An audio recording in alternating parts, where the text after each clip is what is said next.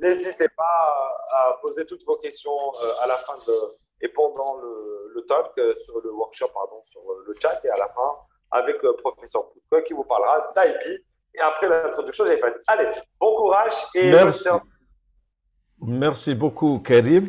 Maintenant, l'écran partagé, il me dit que l'animateur a désactivé le partage d'écran. Voilà, ça y est, je vous ai donné Ah, les droits. vas-y, merci beaucoup. Voilà. C'est gentil. Attends, je vais essayer de rentrer. Ah oui, ça y est, c'est OK. Donc voilà, je pense que c'est ici que je suis.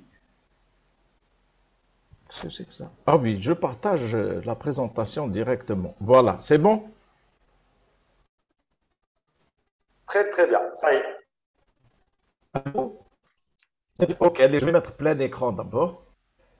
Voilà, donc voilà. Donc vous voyez le plein écran, Alors, pour l'instant, ça n'est-ce vient. pas?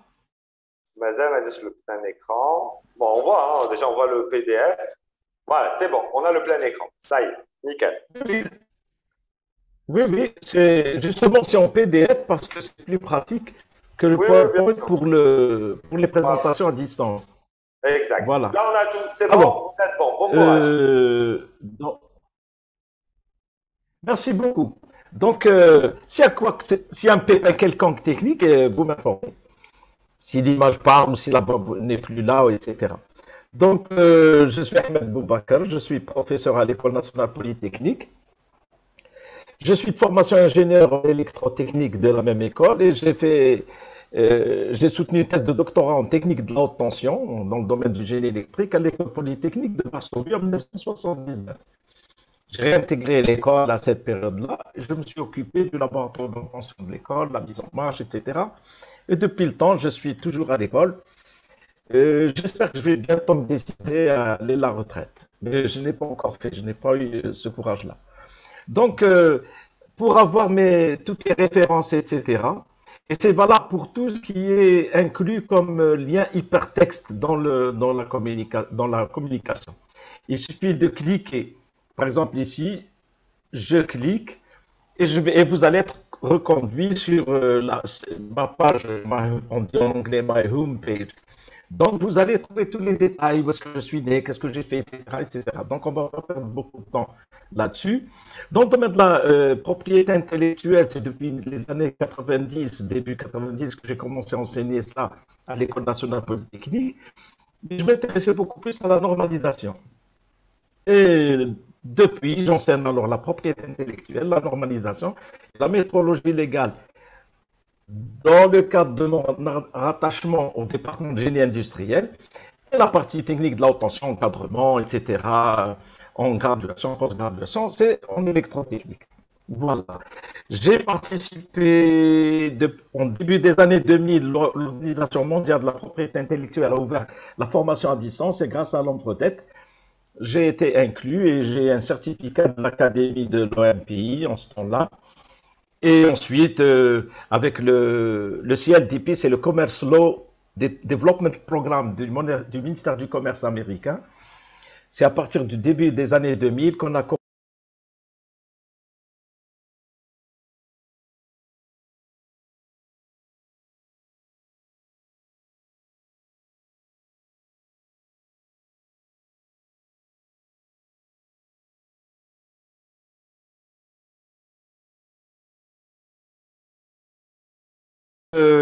Allô? Allô? Je sais pas. Qu'est-ce qui se Oui, passe? Oui, c'est Pourquoi oui, on a bon. c'est bon. coupé le... Ça s'est coupé. Non, mais le micro a été coupé, donc je ne sais plus où est-ce que j'en suis. Alors, bref, C'est revenu donc sur on va toi. parler de la propriété intellectuelle, c'est pas la peine d'historique, on risque de perdre beaucoup de temps. Donc, initialement, c'est ici, c'est juste un résumé que je vous donne, hein. Donc, ça démarre par la créativité et il y a une notion qu'on appelle l'inventique. C'est Arnold Kaufmann ici qui a fait un ouvrage qui est disponible à la bibliothèque de l'école, l'ENP, et il est dit que les méthodes qui impliquent l'imagination dans la découverte, la recherche, etc., sont basées sur 9 principes fondamentaux pour ne pas être complexé. On peut reproduire là volontairement le processus de découverte. Donc, ce n'est pas limité. Il y a qui ont des centaines de brevets. Dès que je dis brevet, le brevet ne veut rien dire. Le brevet, ce n'est qu'un bout de papier qui certifie que vous êtes l'inventeur de quelque chose, que vous avez tous les droits de propriété. C'est ça le brevet. Par contre, c'est l'invention qui est la propriété intellectuelle. D'accord? Le brevet, c'est un moyen de protection de la propriété qui est l'invention. Donc, le processus de découverte est le même dans toutes les disciplines, quelles que soient les disciplines. Médecine, biologie, techno, agro, biolo, tout ce que vous voulez. Alors, la découverte se fait dans l'inconscient. C'est ça qui est très important. Donc, il faut que de l'inconscient, les idées montent et se développent dans le conscient. Quand elles sont dans le conscient, ça y est, vous êtes déjà dans la conception et vous pouvez produire, fabriquer, dimensionner, etc. Il faut, pour accéder à l'inconscient, libérer l'esprit de ses inhibitions, c'est-à-dire tout ce qui bloque. La découverte suppose un climat de détente, de plaisir, de passion. Et là, entre parenthèses, un des prix Nobel du CERN, le Centre de recherche nucléaire à Genève, a déclaré que toutes les découvertes ont été faites au niveau de la cafétéria.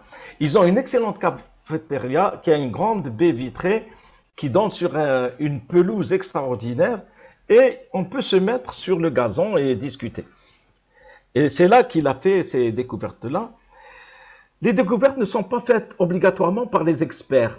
On peut avoir les chercheurs dans les labos, etc. Mais là, quand vous êtes dans un laboratoire, il y a une équipe. Et cette équipe qui donne des idées. L'appel au merveilleux favorise la découverte. La découverte naît en grande partie de la dissociation, c'est-à-dire on associe le produit qu'on va concevoir, etc., en nous aidant d'un phénomène. Par exemple, les chenilles. Les chenilles, ce sont les chenilles des chars. Pourquoi le mot chenille? C'est parce que la chenille, c'est l'animal qui monte partout, qui circule partout. Et c'est grâce à l'étude du mouvement des chenilles, on a inventé justement les chenilles pour les chars, qui pénètrent dans n'importe quel terrain. Et le groupe pluridisciplinaire, c'est l'unité opérationnelle de recherche. Donc, c'est là où se fait le plus de découvertes et de travaux intéressants. Dans l'entreprise, telle que celle que vous voulez créer, vous, avec vos projets, vous allez tendre vers des startups, etc. Dans l'entreprise, la créativité est nécessaire, car c'est l'innovation qui permet de rester en contact avec ce qui est nouveau et ce qui est à venir. Et c'est, si vous voulez, c'est l'élément principal de votre compétitivité. Alors, le processus d'invention comporte 4 étapes, généralement. Alors, il y a la préparation, qui est dans l'inconscient, vous n'êtes même pas conscient. Il y a l'incubation, c'est entre l'inconscient et le conscient. Ensuite, pouf, l'illumination. Généralement, on dessine ici une lampe qui s'allume. Et juste à côté, vous avez une image présentant Archimède qui sortait qui est sorti tout nu de sa baignoire, qui est allé courir dans les rues de Syracuse pour dire Eureka, Eureka, Eureka. Eureka veut dire en grec j'ai trouvé. Dès qu'il y a une illumination, ça y est, on voit l'objet, on voit son dimensionnement. Et on passe à la réalisation, bien sûr, du produit. Alors, après ce petit mot-là, on passe à la propriété intellectuelle. La propriété intellectuelle est composée de 2 grandes parties principales. Il y a la propriété littéraire et artistique, il y a la propriété industrielle. C'est l'ensemble des deux qui constitue la propriété intellectuelle. Beaucoup de gens confondent la propriété littéraire et artistique avec la propriété intellectuelle.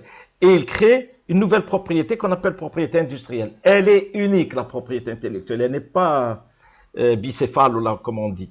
D'accord? Donc, la propriété littéraire et artistique, on va la voir tout à l'heure. Donc, tout a commencé à la fin du 19e siècle. Oui. Nous avons 2 principales conventions qui ont été signées, l'une en 1883, l'autre en 1886, ensuite qui ont évolué. Hein. Donc, il y a la Convention de Paris pour la propriété industrielle, la Convention de Berne pour la propriété littéraire, et pour les œuvres littéraires, la propriété des œuvres littéraires et artistiques. Et l'Algérie a adhéré à la Convention de Paris en 1966 parce qu'on va voir tout à l'heure, parce qu'il y a les brevets étrangers euh, disons, inscrire chez nous, c'est-à-dire toutes les inventions de la technologie importée clé en main durant ces années-là étaient protégées par des brevets qu'ils ont demandés ici chez nous. Donc personne ne leur vole leur savoir-faire. Ensuite, il y a la convention. Je Oui. vous coupe. La présentation, on ne la voit plus. On a perdu la présentation. Si vous pouvez la C'est ce que reprendre. Ah, c'est ce que j'ai écrit, attendez, effectivement, c'est Karim. bizarre. Exact. Attendez, je sais pas ce qui se passe. Attends, voilà, attends. Je repartage ou quoi? Oui, oui, oui. Ok, voilà. Et où est-ce qu'elle est? Aïe, aïe, aïe. Ah, elle est cachée. Je sais pas ce qui se passe. Et là maintenant, Ouais, vous ça arrive. voyez, C'est bon, on l'a. ça arrive. Bon, voilà. Donc, il faut éviter de partager l'écran par ailleurs, hein, parce que sinon, ça fausse tout. Il faut, voilà, bref. Donc, l'Algérie a adhéré à la Convention de Berne en 1998, mais à la Convention de Paris en 66. Ceux qui adhèrent à la Convention de Paris font partie de l'Union de Paris, et la même chose pour l'Union de Berne. Qu'est-ce qui se passe? Attendez, je vais mettre plein écran. Puis, mon Dieu, c'est pas vrai. Voilà, propriété littéraire et artistique. Et là, nous avons le droit d'auteur. Alors, le droit d'auteur et les principales sources, c'est l'OMPI. On va pas créer une nouvelle propriété intellectuelle. Mais sauf que c'est vraiment résumé du résumé. Alors, le droit d'auteur fait partie des droits de propriété intellectuelle qui concernent la protection de l'œuvre de l'esprit humain. Le droit d'auteur est le droit qui protège les œuvres littéraires et artistiques. Et il faut souligner que le droit d'auteur protège les œuvres, c'est-à-dire l'expression d'une conception, mais il ne protège pas les idées, parce qu'on peut avoir tous là réunis la même idée. Par exemple, on veut photographier la salle où on est, ou bien un objet, mais chacun va le photographier à sa manière, etc., etc. En Algérie, c'est bon, il y a eu l'ordonnance de 1966, mais l'Algérie a revu les principaux textes de propriété intellectuelle en juillet 2003. Et là, vous avez pour les droits d'auteur, c'est l'ordonnance du 19 juillet 2003 qui régit les droits d'auteur. Et il y a un décret. Alors, je ne sais pas qu'est-ce qui se passe. Pardon. Donc, alors, les droits d'auteur garantissent la protection des œuvres littéraires selon la Convention de Berne, mais aussi l'accord sur les APIC de l'Organisation mondiale du commerce. C'est un accord sur les aspects des droits de propriété intellectuelle qui touchent au commerce. Et il y a le traité.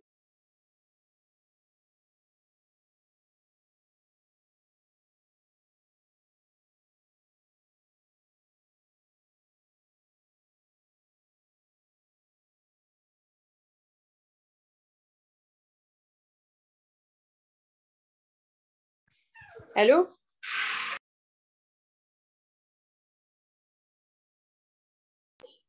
Je pense que c'est un petit souci avec le Zoom.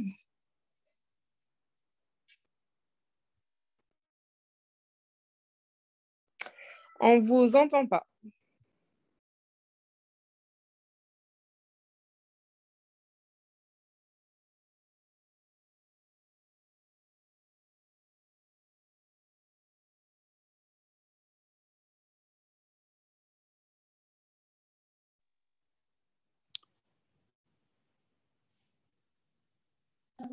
Je pense qu'il faut activer le micro. Je ne sais pas, il y a quelqu'un qui coupe. Je ne sais pas, il était activé, là je le trouve désactivé. Je ne sais pas ce qui se C'est bon, passe, hein. il est activé. Alors, alors, alors, la législation sur les droits d'auteur couvre toutes les productions littéraires. Les écrits, des romans, etc. les œuvres d'art, les œuvres musicales, les œuvres transmises par des moyens numériques, ça c'est nouveau, ça c'est les dates seulement, y compris l'Internet, tels que les logiciels, les programmes d'ordinateur, les bases de données électroniques, etc. Oh là là, attendez, j'essaie de changer la connexion.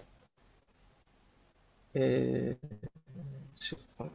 Je pense que c'est Internet. Hein. Je pense que c'est la connexion.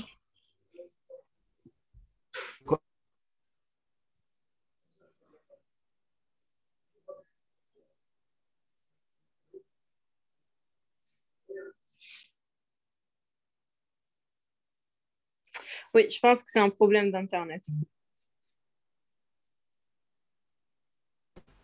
Allô? Oui, vous Ah, m'entendez? voilà. Oui, très bien. C'est bon. Très bien. Non, non, parce que j'ai changé le modem. Alors, la Oui, durée minimale de la protection, elle est de 70 ans à la fin de l'année du décès de l'auteur. Et bon, 70 ans aux USA, en Europe. Et généralement, dans le monde, c'est 50 ans. Voilà. Alors, il m'a changé aussi le mode. Voilà. Alors, avec les droits d'auteur qui appartiennent à l'auteur principal, il y a des droits connexes et des droits voisins. Les bénéficiaires des droits connexes et voisins sont, il y a les artistes-interprètes ou exécutants, les acteurs, les musiciens, les danseurs, les mêmes danseurs de folklore. Il y a les producteurs d'enregistrement, producteurs de phonogrammes, les disques, les cassettes, les CD, les DVD, et les organismes de radiodiffusion, les chaînes de radio, les chaînes de télévision, etc. Le droit d'auteur est composé de deux types de droits principaux. Il y a, attendez voir, voilà, je préfère. Alors, il y a ce qu'on appelle le droit patrimonial et le droit moral. Le droit moral, il appartient tout le temps, de manière exclusive à l'auteur. Il n'est pas négociable. Par contre, le droit patrimonial, c'est lui qui est négociable, c'est lui qui permet d'aller vers des signatures de contrats de licence, etc. Et il est composé de trois droits. Le droit de reproduction, qu'on appelle copyright. On a le droit de représentation d'exécution et le droit de traduction d'interprétation. Pour traduire une œuvre, ou bien pour l'interpréter, ou bien pour l'adapter. On peut adapter un livre et le transformer en bande dessinée, etc., etc. Pardon? Qu'est-ce qui se passe? Voilà. Maintenant, il y a un phénomène qui est très important et contre lequel il y a une lutte acharnée, c'est le plagiat. Le plagiat, le recours au plagiat, il est partout. On a reçu une fois à l'École nationale polytechnique une thèse de doctorat entièrement plagiée. Donc, il ne faut pas vous étonner. Et ça s'est passé aussi en Europe, dans différents pays. Il y a certains qui plagient juste des parties. Il y a même des ministres, un ministre je crois, des Finances ou du Commerce en Allemagne, dans sa thèse de doctorat, il y avait des paragraphes tirés d'une autre thèse. Eh bien, on lui a annulé la thèse. Les droits d'auteur sont atteints bien que la loi interdit ce genre de pratique. Nous, on a beaucoup de textes qui interdisent justement le plagiat. Et le plus récent, il date du mois de décembre 2020. Parce que le plagiat commençait à prendre de l'ampleur justement au niveau universitaire, de centre de recherche. Et il fallait couper court à ce phénomène-là. Alors, j'ai pris la conférence des recteurs et des principaux des universités du Québec. Et vous avez ici le lien, vous cliquez dessus seulement, voilà, vous voyez la main, voilà, vous cliquez dessus pour avoir le fascicule, il fait et c'est très intéressant. Alors, le plagiat, c'est s'approprier le travail créatif de quelqu'un d'autre et le présenter comme le sien. Prendre des extraits de texte, des images, des données, et ça c'est fréquent chez nous. Beaucoup, j'ai vu, ils copient des images, ils les collent, c'est même pas les leurs, et ils croient que c'est tout à fait normal, alors que c'est pas bon. Il faut, si vous prenez une image, vous la mettez dans votre présentation, vous donnez la source, la référence, c'est tout. Mais si vous ne donnez pas la référence, c'est du copiage. Résumer l'idée de quelqu'un. Je lis un roman, je résume l'idée et je me l'approprie. Non, je vais dire, selon Pio Baroja, par exemple, lorsqu'il parle de telle ou telle chose, voilà, et vous donnez vos idées, vous résumez, etc. Mais il faut toujours citer au moins l'auteur, qui est la source. Voilà en résumé pour les droits d'auteur. Vous avez la présentation que je vous ai donnée dans le chat. Et s'il y a des questions, bien sûr, tout à l'heure, on peut les voir. Donc, la Convention pour la propriété industrielle, qui est la deuxième partie de la PI. PI, c'est propriété intellectuelle. Alors, ici, on va lire rapidement l'Union de Paris. Les pays, c'est les pays auxquels s'applique la présente convention. La protection de la propriété industrielle a pour objet les brevets, les modèles d'utilité, les dessins en modèle industriel, les marques de services, marques de fabrication, etc., marques ou de commerce, le nom commercial, les indications de provenance ou appellation d'origine, ainsi que la répression de la concurrence déloyale. Il y a actuellement... alors, attendez voir. On ajoute la protection des circuits intégrés, le savoir traditionnel, les ressources biologiques et génétiques, ainsi que l'intelligence artificielle. Pour l'intelligence artificielle, il y a eu 3 grands débats à l'OMPI depuis 2019 et la 4e session aura lieu en 2021. J'espère que certains vont y participer. Alors, le brevet. Qu'est-ce que le brevet? Le brevet confère un droit exclusif, c'est le monopole, sur une invention qui est soit un produit, soit un procédé, qui offre une nouvelle manière de faire quelque chose ou apportant une nouvelle solution technique à un problème. À quoi sert le brevet? Il garantit à son titulaire la protection de l'invention. Cette protection est octroyée pour une durée limitée qui est généralement de 20 ans. Il y a eu des situations dont parlait Karim tout à l'heure, mais en réalité, il faut savoir que quand vous déposez un brevet, il est enregistré. Il y a un registre des brevets. Et on ne déchire pas le registre et on ne jette pas le... Il suffit que le brevet a été, comment dirais-je, maintenu en payant les annuités pendant un certain temps. S'ils ne payent pas, par exemple, maître ou les propriétaires, ils sont partis ailleurs. Donc, le brevet est une source justement d'information et de connaissances. C'est une source, d'ailleurs, dans beaucoup de laboratoires de recherche, on fait appel au brevet pour voir qu'est-ce qu'il faut faire, parce que ça ne sert à rien d'inventer ce qui est déjà inventé auparavant. C'est ridicule. C'est une perte de temps et d'argent. Alors, là, vous avez un ouvrage que je vous ai mis ici, c'est les inventions et brevets. Et vous pouvez, vous avez le lien ici, le PDF, vous cliquez dessus et vous l'avez, d'accord? Donc, invention et brevet, et c'est fait spécialement pour les porteurs de projets. Alors, en plus du brevet, il y a ce qu'on appelle les secrets d'affaires, d'autres disent secrets commerciaux aussi. Les secrets d'affaires sont des droits de propriété intellectuelle portant sur des renseignements confidentiels pouvant être vendus ou faire l'objet de licences.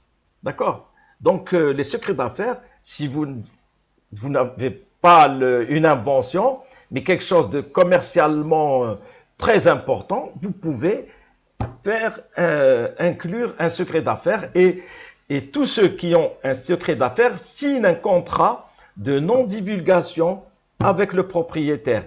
Et si par hasard c'est divulgué, il y a la loi concernant la concurrence déloyale qui intervient. Et vous avez ici un lien aussi, vous cliquez dessus, vous voyez la main ici. Vous cliquez dessus, vous allez vers les trades secrets, les secrets de commerciaux en langue française.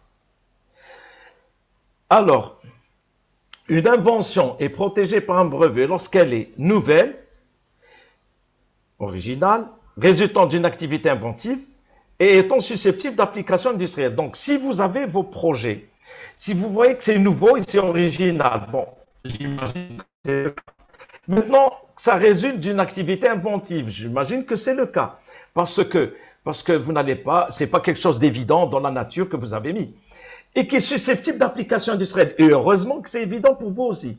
Parce que si ça n'a pas d'application industrielle, il vaut mieux quitter le bootcamp. Hein? D'accord? C'est parce que vous voulez avoir des produits et qui sont identiques, etc., qui ont une bonne durée de vie, une excellente qualité, etc. Et là, je fais entre parenthèses une allusion à la normalisation, parce qu'en plus de la propriété intellectuelle, vos produits doivent répondre à certaines normes de fabrication, etc., etc. Alors, le brevet a une durée de 20 ans, on l'a dit. S'il s'agit d'un procédé, parce qu'il y a les produits et les procédés. S'il s'agit d'un procédé, le titulaire du brevet a tous les droits sur le procédé et sur les produits qui découlent de ce procédé. Le titulaire du brevet a aussi le droit d'interdire à toute personne d'exploiter industriellement l'invention objet du brevet, sans son autorisation. Il faut qu'il autorise toute personne physique ou morale qui voudrait utiliser son invention de signer un contrat de licence. La licence, on dit autorisation ou licence, c'est pratiquement la même chose. Donc, il signe un contrat de licence. Et là, on entre dans un autre domaine qui est très important dans la propriété intellectuelle, ce sont les négociations de licence. Le breveté peut rajouter ce qu'on appelle des certificats d'addition lorsqu'il peut rajouter à son invention quelque chose. Si l'invention est faite, là c'est l'un des articles que la loi algérienne devrait améliorer. Si l'invention est faite dans le cadre d'un contrat de travail comportant une mission inventive, à défaut d'une convention particulière ou un contrat, le droit à l'invention appartient à l'organisme, sauf si ce dernier y renonce expressément au bénéfice de l'inventeur. Mais s'il ne le fait pas, eh bien ça lui appartient et il en fait ce qu'il veut. Il peut même le mettre dans un tiroir, le fermer à clé ou défenou. D'accord? Une telle invention est appelée invention de service. Les inventions qui intéressent la défense nationale et celles ayant une portée particulière pour l'intérêt public peuvent être déclarées secrètes. Ça, c'est très particulier. On ne peut pas donner une licence obligatoire dans ce cas-là. Pour cause de défaut ou d'insuffisance d'exploitation d'une invention, après un délai de 4 années à compter de la date de dépôt de la demande de brevet ou 3 années après la délivrance du brevet, toute personne peut obtenir une licence obligatoire auprès de la juridiction compétente. Et c'est tous ceux qui sont sans autorisation mettent dans le commerce des produits ou procédés protégés ou qui fabriquent les produits suscités sont ce qu'on appelle des contrefacteurs. La contrefaçon, elle est sévèrement punie. Sont aussi contrefacteurs tous ceux qui ont sciemment recelé, vendu, exposé en vente ou introduit dans le territoire national un ou plusieurs produits contrefaits. Il y a la protection internationale, c'est le PCT, c'est le Patent Cooperation Treaty, ou bien le traité de coopération des brevets. Alors, on ne va pas lire tout le... Vous avez d'ailleurs tous ces détails, je vous les ai déjà offert tout le lien dans le chat. Alors, il y a deux grandes étapes. Il y a l'étape internationale et l'étape nationale. L'étape internationale, elle est constituée de 4 étapes. Et je préfère vous présenter directement l'organigramme. Donc, il y a la demande d'enregistrement qui est faite soit ici en Algérie à l'INAPI, soit au niveau du bureau international à Genève. Et là, le propriétaire du brevet ou des inventions, il désigne plusieurs pays. Il choisit. Ensuite, il y a la recherche internationale. Tout ça, c'est allant un pays. Hein. La recherche internationale, la publication internationale, il y a l'examen préliminaire international. Quand tout cela est terminé, le candidat est appelé à désigner définitivement les pays retenus. Peut-être qu'il a proposé 20 pays au début et là, il présente juste 5 ou 6 pays. Et là, c'est la phase internationale se termine. Et après cette phase internationale, le candidat va passer à ce qu'on appelle la phase nationale. Et il va enregistrer son invention dans les différents pays maintenus. Et chaque pays va lui délivrer le brevet. Et ici, vous avez les membres. Rapidement, j'espère que... Alors, je continue en attendant que ça sorte. Ah, voilà, ça y est. Voici les États membres. Les États membres, ça c'est le lien. Vous pouvez cliquer chez vous tout à l'heure quand vous allez prendre la... Et vous avez les différents pays ici en ordre alphabétique. A, B, C, la première lettre. Et ici, par exemple, si je clique sur l'Algérie, et c'est valable pour les autres pays, je vais obtenir les coordonnées de l'office. Par exemple, je vais avoir l'INAPI, plus l'Office national des droits d'auteur. Voilà, ici vous avez l'Office des droits d'auteur avec toutes les coordonnées, même le nom de la directrice, etc. Les numéros de téléphone, les sites web s'il existe. Pour l'INAPI, la même chose, etc. Et ça, c'est valable pour les différents pays. Et vous avez, pour chaque pays, vous avez les statistiques. Les statistiques sont très intéressantes pour l'Algérie à lire. Vous avez les lois et règlements nationaux. Et là, vous avez les différents textes. Et je ne vais pas présenter parce que ça prend du temps. D'accord? Mais si vous avez le temps, vous pouvez accéder à chaque pays. Imaginez, vous voulez protéger vos produits en Algérie, en Tunisie, en France, au Maroc, aux États-Unis, au Japon, par exemple, pour le PCT. Mais là, il faut avoir beaucoup d'argent pour le PCT. Ça coûte cher. Voilà. Qu'est-ce qui se passe? Voilà. Et ensuite, ici, je vous ai offert, donc vous cliquez, c'est l'OMPI qui offre, vous cliquez ici, vous voyez, vous cliquez et vous avez ici, bon, ici vous ne pouvez pas cliquer, mais dehors, ici, vous pouvez cliquer, il y a le lien, c'est le manuel de l'OMPI pour la rédaction des demandes de brevets, comment vous allez rédiger vos brevets. Et c'est un livre très détaillé, très intéressant, et c'est l'Organisation mondiale de la propriété intellectuelle qui vous l'offre, d'accord? D'ailleurs, tous les documents de l'OMPI sont gratuits pratiquement, à part les formations très spécialisées. Maintenant, les brevets sont des marques. C'est simple, une marque, c'est un signe distinctif qui indique que les produits ou les services sont produits ou fournis par une certaine personne ou une certaine entreprise.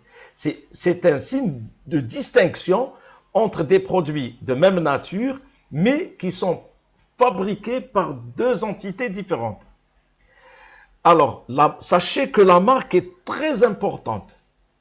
Brinco est une bonne marque, par exemple. Mais je ne sais pas si elle est protégée comme marque ou pas. D'accord? Donc, parce que sinon, si Brinco commence à avoir des affaires en milliards de dollars, tout le monde voudrait être appelé Brinco. D'accord? Donc, il faut que le Brinco soit une marque protégée. Ça ne coûte rien pratiquement. Vous la protégez et vous pouvez même la protéger à l'échelle méditerranéenne ou ailleurs. D'accord? En Algérie, nous avons une ordonnance du 19 juillet 2003 qui a mis en place le système des marques. Dans la marque, on a ce qu'on appelle la marque collective. C'est toute marque destinée à garantir l'origine, la composition, la fabrication ou toute autre caractéristique commune à des produits ou des services provenant de diverses entreprises qui utilisent la marque sous le contrôle de son titulaire. Par exemple, on a une marque Whirlpool, etc. Et les marques collectives, elles sont bonnes pour les micro-entreprises qui démarquent. Il y a aussi le franchisage, c'est-à-dire je demande à une entreprise très connue, dont les produits sont de très bonne qualité, de m'offrir sa marque pour un certain temps. Par exemple, j'utilise Danone. Danone, c'était Girard avant, je crois, qui a utilisé Danone. Donc, au départ, ensuite, ils ont négocié des contrats de licence pour l'utilisation des marques. Et il faut vous mettre toujours dans votre tête qu'une marque, c'est votre image de marque. C'est-à-dire, c'est votre réputationnel. C'est votre réputation. D'accord? C'est très important. Et c'est très psychologique. On préfère tel lait, les sachets de lait ou les bouteilles de lait ou des yaourts ou le fromage ou tout ce que vous voulez, ou bien même les services, l'hôtel, le restaurant, le transport, etc. Eh bien, croyez-moi, il y a des chiffres d'affaires qui montent en flèche quand les marques sont excellentes. Voilà. Il y a l'enregistrement international des marques. Je passe directement au diagramme. Il y a la demande internationale près du bureau international et on désigne les pays, comme tout à l'heure, où la protection est demandée. Le bureau international enregistre la marque et notifie l'enregistrement au pays désigné. Ensuite, il y a un examen dans chaque pays et on peut accepter ou refuser. Si on refuse quelque part, c'est parce que ça ne répond pas aux caractéristiques d'une marque. D'accord? Il faut que ce soit un signe distinctif et qu'il n'y ait pas de conflit avec d'autres marques localement. Maintenant, on passe à un autre aspect. Ce sont les dessins et modèles industriels. Et vous, j'imagine qu'il y a pas mal de projets où vous avez par exemple, le design de votre produit, il est original. D'accord. Pour les dessins, par exemple, les tapis. Pour les tapis, c'est tous les petits dessins donc, qui sont protégés. L'artisanat. Par exemple, ici, vous avez un modèle industriel d'une cruche. D'accord. Et en plus, ça, c'est fait main. D'accord. C'est très important. Et ça rentre dans aussi le savoir traditionnel qui est très important. Donc, ensuite, chez nous, c'est la loi de 1966. On n'a pas eu de changement vis-à-vis de l'Organisation mondiale du commerce, etc., pour mettre à niveau nos textes. Les textes sont très clairs. Sont considérés comme dessins tout assemblage de lignes, de couleurs destinées à donner des apparences spéciales à un objet industriel ou artisanal quelconque et comme modèle toute forme plastique. Ici, vous avez un exemple de tapis à Gardeya. Vous avez plein de dessins. Et le copiage est très facile. Vous avez ici les bijoux, par exemple. Ce sont des modèles. Les bijoux de Ethnie, par exemple, les petits tapis, etc. Et dans l'artisanat, il y a plein de choses qui peuvent être protégées. Les indications géographiques, c'est pour dire qu'un produit provient de telle ou telle région. Il y a ce qu'on appelle les appellations d'origine. Les appellations d'origine, ce sont des indications géographiques, mais qui ont un caractère particulier. Parce que c'est une indication des produits dont la qualité provient du fait qu'ils proviennent de cette région. Du point de vue, par exemple, ici j'ai mis les eaux minérales de, par exemple, Toudja et Saïda. Ce sont des eaux qui proviennent, ce sont des sources, l'une à Toudja, Moussaïa, et l'autre à Moussaïa.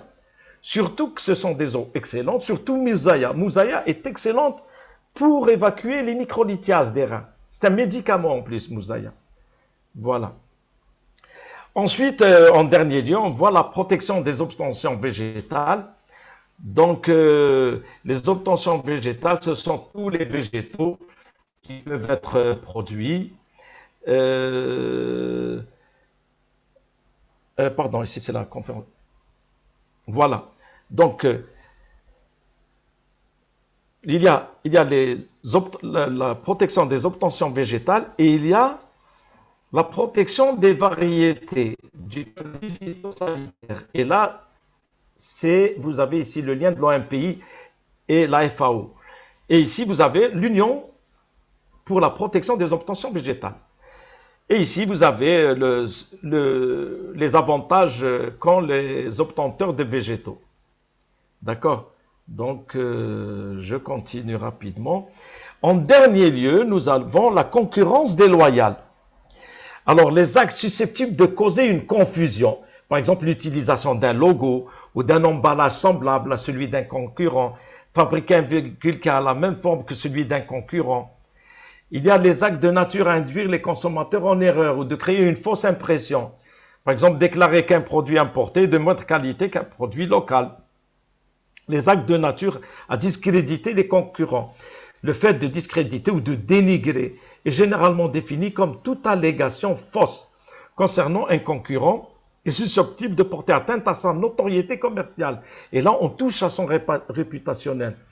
Exemple, déclarer que les produits d'un concurrent précis sont composés d'ingrédients périmés. Vous voyez, c'est catastrophique. La violation des secrets commerciaux. Tout à l'heure, on a parlé des secrets commerciaux. L'accord sur les ADPIC ou les secrets d'affaires, c'est la même chose.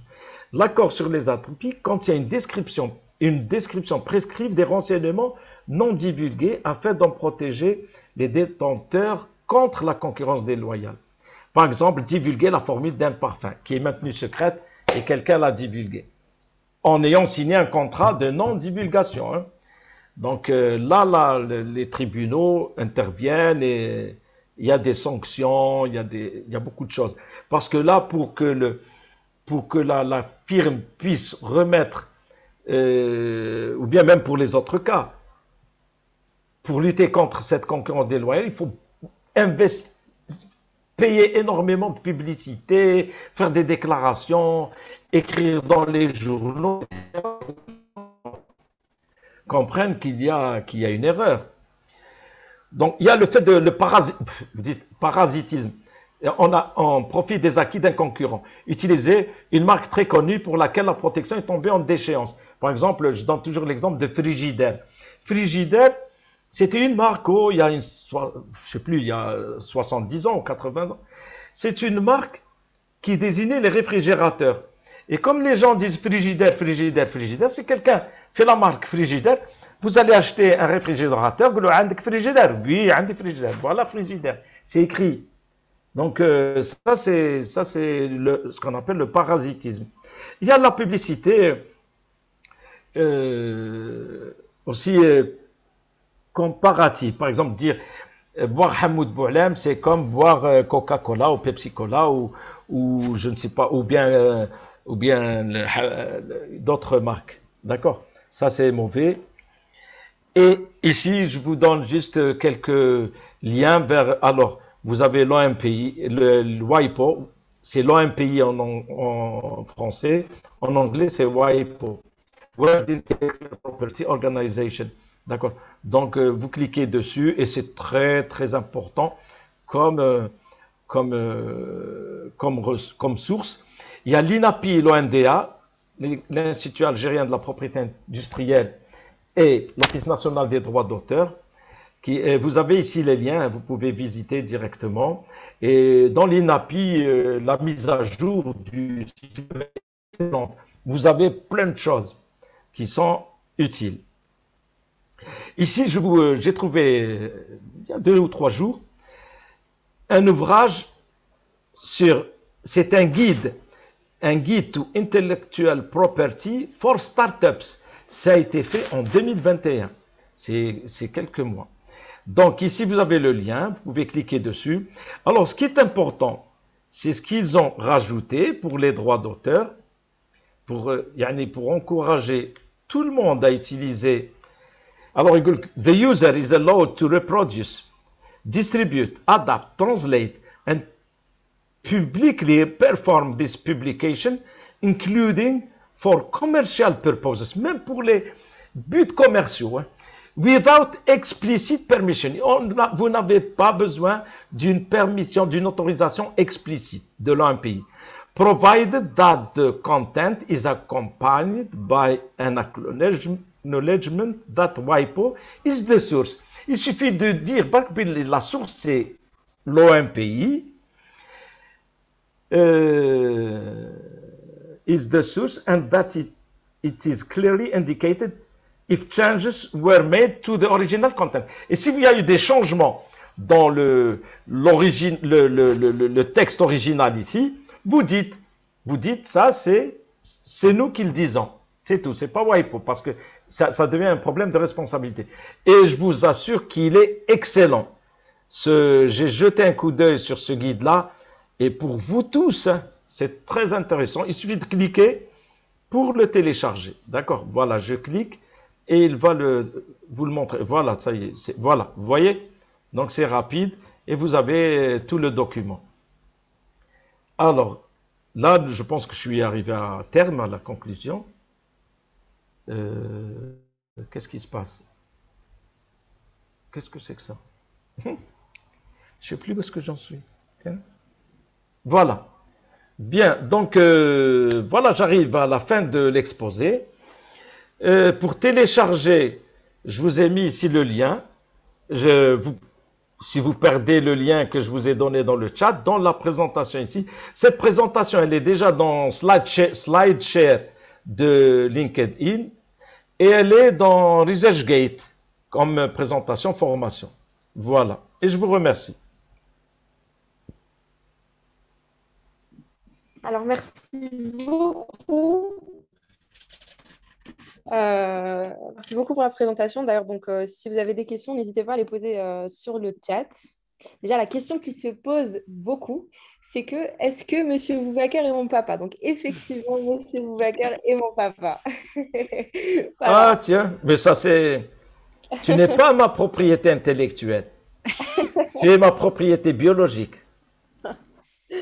Enfin, et moi aussi, c'est réciproque. Allez-y. Oui, Très bien, j'ai une question, Nour, si tu permets, merci. Une oui, petite oui, question, allez-y, je vous en s'il vous prie. plaît. Merci pour cette présentation, malgré qu'il y avait quelques coupures, mais c'était super clair. Merci infiniment. C'est un Je vous en sujet prie. qui m'importe beaucoup, qui m'intéresse énormément. Je dirai plus tard pourquoi, pas aujourd'hui. Et voilà, on le saura plus tard. Mais une question par rapport à l'ONDA, tout ce qui est donc protection des données, ça c'est pour les littéraires, les artistes et les auteurs aussi, hein. Donc, Oui, oui, bien pourquoi sûr. est-ce que en Algérie, ce qui n'est pas du tout le cas en Europe, par exemple, pour protéger des données, on ne trouve pas facilement le process ou la procédure? Quelles sont les démarches exactement? Moi, j'ai été, je me suis demandé, c'est-à-dire j'ai demandé, je me suis déplacée. Apparemment, l'ONDA ont changé l'endroit. Après, c'est-à-dire certes, exactement. Donc, il y a Oui, plusieurs oui. démarches à faire. Pourquoi est-ce que ce n'est pas clair sur leur site, tout simplement? Vous savez, actuellement, je suis en train d'entrer dans le site de Landa. Voilà, nous y sommes déjà. Donc, Landa déjà a changé de figure, hein. Leur site était rien du tout, hein, il y a quelques années. D'ailleurs, on ne trouvait presque rien. Maintenant, ça a changé un peu. Donc, vous avez des textes, je ne sais pas, je ne me suis pas intéressé comment dirais-je, euh, sur ce point précis que vous avez évoqué. Mais ici, il y a, je sais pas, moi, je ne sais pas, qu'est-ce qu'on... Je crois que Nour, tu as fait l'exercice, toi, chez Lambda, n'est-ce pas? Oui, oui, j'ai fait l'exercice chez Lambda et en fait, il faut vraiment, enfin, ce que je conseille, c'est de se déplacer vraiment au niveau de Lambda pour avoir vraiment toutes les informations. Parce que sur le site, on trouve généralement des informations, oui, mais plus tout ce qui est fiches techniques, fiches Mhm. d'inscription, etc. Donc, mais sinon, pour l'inscription à Lambda, pour le dépôt, etc., Oui, donc, mais pardon? moi, je voulais poser la question. Qu'est-ce qui vous intéressait exactement au niveau de l'ONDA? De quelles données il s'agit? Des- Oui, c'est Madame Ania Mezaguer. Alors, vous m'entendez? Oui, je pense que Anya elle a un petit souci d'Internet. Allô, Anya? Madame Ania, enfin, peu importe. Moi, ce des que... textes, on va dire. Des Oui, textes. allez, quel texte? De quel texte? De texte de loi, les Non, non, alors, ordonnances? est-ce que vous m'entendez, Monsieur Oui, Bouker? oui, je vous Ah, entends, oui, très bien. Alors, non, non, c'est les droits d'auteur. Mhm. C'est oui. les droits d'auteur. Donc, voilà, c'est ça, c'est protéger mes textes. C'est pas les textes Ah, de loi, hein. vous C'est, voulez, voilà. les textes, qu'est-ce que vous voulez dire par texte? C'est les textes juridiques, les Non, textes... non, pas du tout, pas du tout. Les écrits, les romans, les livres, Ah voilà, oui, donc oui, les auteurs, les mais là, droits. vous pouvez aller demander. Pour les livres, c'est des ISBN. Pour les Oui, c'est revues et ça. les journaux, c'est l'ISSN. Absolument, oui, oui. Vous pouvez... L'ISBN, je suis d'accord. Avant, ils étaient à Khalifa Boukhalifa, ils étaient à Adidouche Mourad, je me rappelle à l'époque de la fac. Et puis récemment, Oui, j'ai appris qu'ils ont déménagé. Et puis, oui, mais il y a bon, il y a tout un vous, process, hein. C'est-à-dire quand ça ne se limite pas au niveau de l'ONDA. Au fait, on se déplace comme Nour vient de le dire. Après, il y a non, plusieurs. écoutez, Mhm, l'ONDA, mhm. moi je vous conseille, hein, franchement, je vous conseille de visiter leur site. Ah, d'accord. Donc, il est à jour peut-être. Il y a des choses nouvelles. Voilà, je vous Mhm. présente leur site en langue française. Super. Alors, si ça peut Et, vous aider, nous, on a fait l'exercice et on le fait attends, très souvent. Elle, Avec elle parle de l'ONDA il y a Lambda, 30 Lambda. ans, ou Tonda, de Moi, je je ne vais sais vous combien parler. d'années. L'ONDA actuellement, elle est à la Bibliothèque nationale. ah oui, Al-Hama, c'est ce qu'on m'a dit. Voilà, D'accord. Mais exactement. Allez-y. il faut d'abord passer Alors, par l'Onda, puis après aller à Al-Hama, c'est ça. en fait, il Par faut l'ONDA pour commencer à aller à Didouche. Hamma. Il faut aller à Didouche Morad. Il faut aller à Didouche Morad tout à fait Non, en haut. ils ne sont plus à Didouche, en Ici, fait. au Sacré-Cœur, ils sont toujours. Ils ont C'est un bureau, bizarre. ils sont très cachés. Parce Ils que, avaient un truc à Babeloued, à Saint-Eugène. Mhm, Qui ne s'occupent plus de ça. Pour que ça soit aussi très clair, c'est au niveau de Francis Garnier. Voilà. C'est mhm. là où il y a Lambda. Voilà. Et, Alors là, et- Francis et- Garnier. et il faut s'inscrire d'abord comme étant un auteur. ce qu'on peut faire même en étant une entreprise. Et à partir de là, vous avez des frais, je crois que c'est 1000 dinars. Non, c'est 3000. C'est Non, 3000. c'est devenu, je crois, 5000 maintenant, je crois, la 3000 dernière fois. dinars. 3000. Je sais me plus. suis Alors, c'est renseignée. où que tu as acheté? Alors, ça fait un mois. ما Voilà, رحتش. donc Non, 3000. une personne s'est renseignée Alors, et je ne il me faut suis que je pas tire les déplacée. papiers. Parce que nous, on protège Voilà. les logiciels. C'est ça. Les logiciels. C'est ça. Donc, on le fait très souvent. C'est pas, voilà. En C'est fait, bien. une fois que vous vous inscrivez, je crois que c'est 5000 balles. Une fois qu'on s'est inscrit, après, on dépose un logiciel pour 1000 dinars en déposant une copie électronique du code source. Alors, par contre, il y a une astuce. Alors, bien évidemment, toi, je pense que tu parles du texte comment dire, artistique, si je peux l'appeler, enfin, d'auteur, quoi. D'auteur. Voilà. Mais ça se ressemble, hein, c'est la même logique, sauf que nous, derrière, on a trouvé une combine, c'est que on peut après protéger l'IHM. C'est-à-dire qu'on peut protéger le UX, mais là, on ne le protège plus au niveau de l'ANDA, on le protège au niveau de l'INAPI. Parce qu'en fait, au niveau de l'INAPI, l'IHM devient une propriété, comme une marque, enfin, comme un dessin. Et on peut même protéger, du coup, le process. Parce que c'est-à-dire que quand je fais mon site web ou mon application et que j'appuie sur ce bouton, il va vers l'autre bouton, il va vers l'autre vue, et vers l'autre vue. Donc, toute cette séquence est protégée au niveau de l'INAPI. Comment on appelle ça? Le code source, non, bien évidemment, est enregistré en tant que droit d'auteur, donc vous exploitez des licences. Et de l'autre côté, vous avez tous vos IHM qui, là, ils sont protégés contre du plagiat. C'est-à-dire que s'il y a un concurrent, demain, il plagie vos IHM ou il plagie le UX, donc le User Experience, là, vous pouvez l'attaquer et le bloquer. Or que s'il a le même code source, parce que voilà. Alors vraiment, pour savoir s'il est similaire à la lettre, c'est très compliqué. Mais ça, ça, on en avait parlé avec le ministère de la Culture. C'est des vrais sujets de start-up aujourd'hui. Comment, par exemple, aujourd'hui, détecter un plagiat dans le monde du soft, comment aujourd'hui reconnaître, on est inondé de médias, comment écouter les médias et faire tomber la redevance, qui est des exercices extraordinaires, où il y a des startups dans le monde de la protection des droits d'auteur qui sont en train de se positionner. Alors, on avait essayé de gratter le sujet avec les gens du ministère de la Culture pour essayer de lancer des projets de R&D avec eux, mais ça reste des sujets très intéressants. Mais après, comme disait Nord, bon, il faut se déplacer. Nous, il y a des sujets qu'on a essayé de protéger, on a abandonné. Et comme je disais au tout début, il faut évaluer. Parce que, OK, vous allez protéger. Alors, moi, j'ai toujours ce discours. Hein. C'est OK, allez, je vais faire mon brevet, bravo. Il y a des questions dans le chat. Hein. Oui, je pense que non, on va nous les résumer, mais je vais poser le problème. C'est bien de breveter, mais après, il faut faire valoir votre droit. Comment faire valoir votre droit? Ça, c'est un grand exercice. Hein. C'est blague là.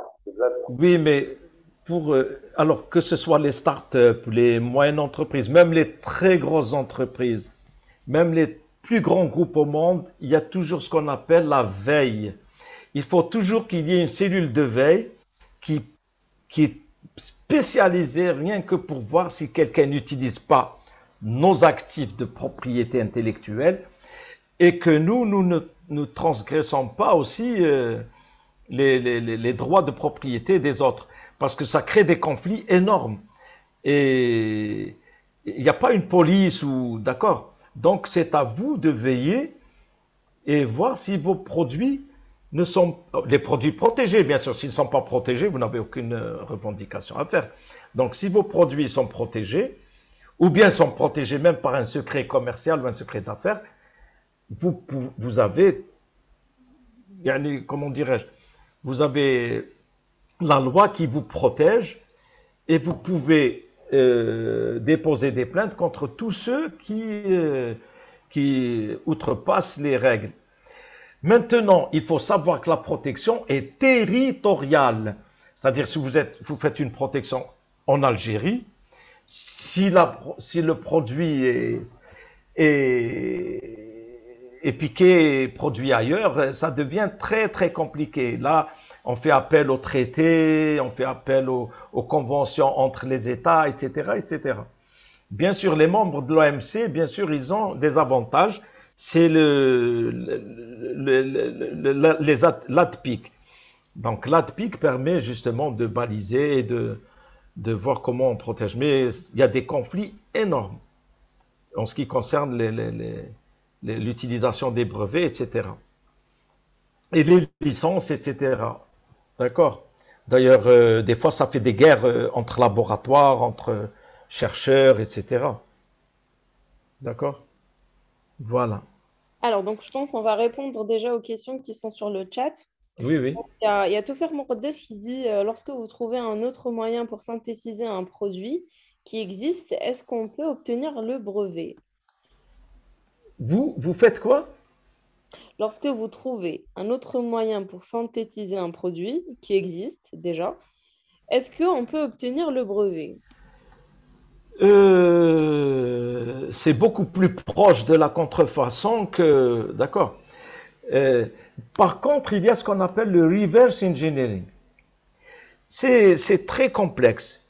C'est-à-dire, on prend un appareil, on prend un produit, on le décortique complètement et on le reproduit. Bon, ça existe en électronique, en automatique, en robotique, en plein de choses. Et même pour les médicaments, etc. C'est ce qu'on appelle les génériques. Mais c'est très, très, très, très, très complexe. Parce que des fois, il y a un produit dont l'utilisation est primordiale pour la santé, pour l'environnement, pour la sécurité, pour tout ce que vous voulez. Et imaginez, le propriétaire ne veut pas signer un contrat de licence. Et que même la licence obligatoire n'arrive pas à être débloquée. Eh bien, ils copient. Les Brésiliens ont bien pris le traitement du sida et l'ont utilisé à leur façon. Et ils ont dit à tous les laboratoires, vous n'avez aucun droit sur ce que nous faisons chez nous, directement. Parce qu'on ne peut pas laisser mourir des millions de personnes à cause d'un machin de laboratoire. Le Covid-19, qu'est-ce qu'on dit sur les laboratoires? Il est terrible. Hein. C'est incroyable. Entre AstraZeneca et Johnson, etc., etc. Hein. Donc, c'est commercial, ça rapporte beaucoup d'argent. Et quand on voit l'argent, on devient fou et parfois on néglige certains aspects humains, etc. Mais pourquoi vous voulez copier? Pourquoi vous ne voulez pas inventer quelque chose de nouveau? Vous êtes incapable? Non, vous n'êtes pas incapable. Vous êtes capable de faire des merveilles, de faire des choses extraordinaires. C'est parce que vous n'avez pas une grande confiance en soi ou je ne sais pas qu'est-ce qui vous manque. Essayez de faire mieux que les autres. Dépassez-les. Et ça, c'est par le savoir. Vous prenez un produit, vous voyez, il a été breveté. L'avantage des brevets, c'est que le brevet, il vous décortique tout. Si vous avez un niveau, pas d'expert énorme, mais un niveau d'expertise correct, vous pouvez très bien comprendre et même améliorer les produits. C'est ça la source. C'est le savoir que vous allez acquérir grâce au brevet qui va peut-être vous aider à inventer de nouvelles choses meilleures que celles que vous voulez imiter. Voilà. Alors, est-ce qu'il y a d'autres questions? Alors, il y a la seconde question de Sofiane Bekakra. Alors, il a dit donc un grand merci à vous, professeur Boubacar, pour cette présentation. On a appris beaucoup de choses. J'ai 4 questions à poser, s'il vous plaît. La première, c'est pourquoi le brevet n'est pas une garantie de protection à 100%? Le brevet n'est pas une garantie de... C'est quoi les 100%? Un brevet, il garantit une protection contre la contrefaçon. Il n'y a aucun problème. Si vous découvrez sur des territoires où le brevet est appliqué ou mis en application, toute contrefaçon est illégale et c'est à vous de le prouver. Si vous voyez, il y a un contrefacteur, vous le dénoncez à la justice et croyez-moi, vous allez avoir gain de cause, ça ne va pas. Pourquoi sert alors le système de brevet si ce n'est pas pour protéger? Ah oui, il y a autre chose dans le site de l'OMPI. Moi, je vous invite, hein, je ne pouvais pas vous présenter tout ce que l'OMPI fait, mais vous pouvez, comment dirais-je, il y a questions-réponses. Il y a une centaine de questions, dont celle que vous venez de poser. Il y a beaucoup de questions et les réponses sont très courtes. Hein. Vous cliquez sur la question, juste en dessous, ça sort. D'accord? Donc, croyez-moi, il n'y a pas de pourcentage pour le brevet. C'est à 100%. Bien sûr, c'est 0% là où c'est pas protégé, bien sûr. Parce que je vous ai dit que la protection est territoriale.